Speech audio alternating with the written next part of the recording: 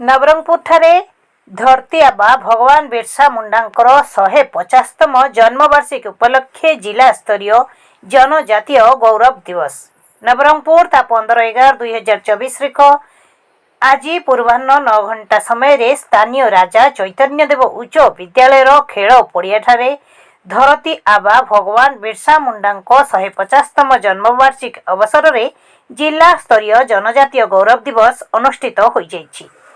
भारतीय स्वाधीनता संग्राम महान संग्रामी तथा विशिष्ट आदिवासी नेता बिरसा मुंडा महानता उत्सर्ग और देश प्रति तथा जनजाति प्रति तांकर अवदान को देश कृतज्ञ हो 2021 मसीह यही दिवस पालन कर आसुअछि।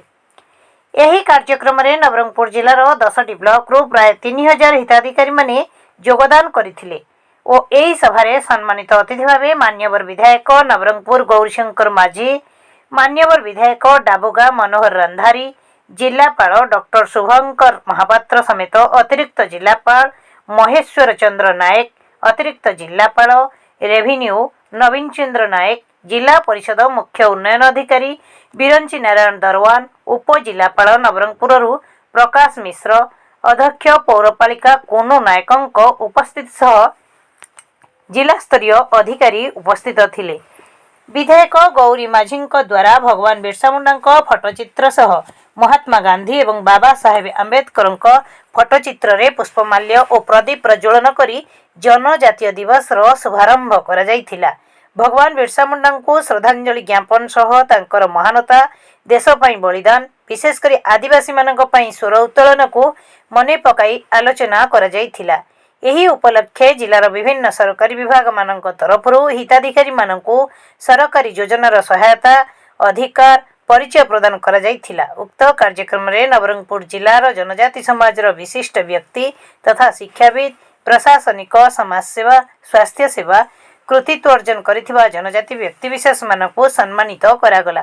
भुवनेश्वर ठारे राज्य स्तरीय जनजातीय गौरव दिवस पालन उपलक्षे मान्यवर मुख्यमंत्री श्रीजुक्त मोहन चरण माझी सह मंत्री अभिभाषण को मध्य सीधा प्रसारण रे समस्ते देखिथिले।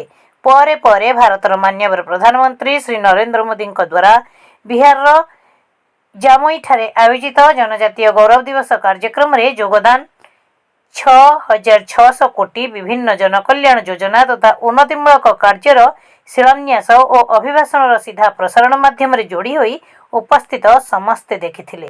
आम जिला नवरंगपुर 113टी ग्राम पंचायत 536टी राजस्व ग्राम रे धरती आबा जनजातीय ग्राम उत्कर्ष अभियान आनुकूल्य रे स्वतंत्र ग्राम सभार आयोजन करा जायछि, जहाको नवेम्बर 15 तारिख ठारू नवेम्बर 26 तारिख मध्य शेष करने सकाशे स्थिरीकृत होइछि।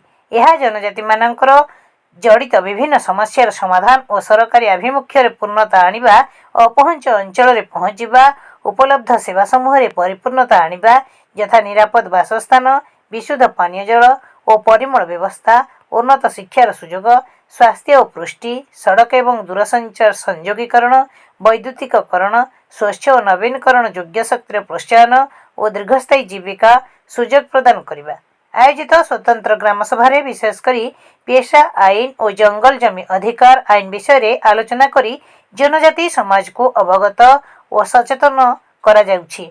विभिन्न विद्यालय छात्री मानक द्वारा सांस्कृतिक कार्यक्रम अनुष्ठित होइथिला। कृषि, समाज मंगल, स्वास्थ्य, जीविका मिशन, आधार कार्ड अपडेट स्टॉल खोला जाई समस्त विभिन्न स्कीम विषय सचेतन करा जाइथिला। अतिथि द्वारा हिताधिकारी मानकु मूर्तिका, स्वास्थ्य कार्ड, जंगल जमी पट्टा बंटन करा जाइथिला।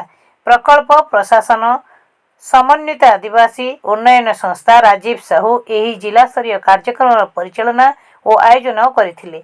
यही कार्यक्रम में हिताधिकारी मानक सह विभिन्न विद्यालय छात्र छात्री, सहरर बुद्धिजीवी, जनसाधारण, जिला स्तरीय अधिकारी, गणमाध्यम प्रतिनिधि अवस्थित थिले। नवरंगपुर गौरीशंकर बेवर्तांक रिपोर्ट, साबरिक एक्सप्रेस।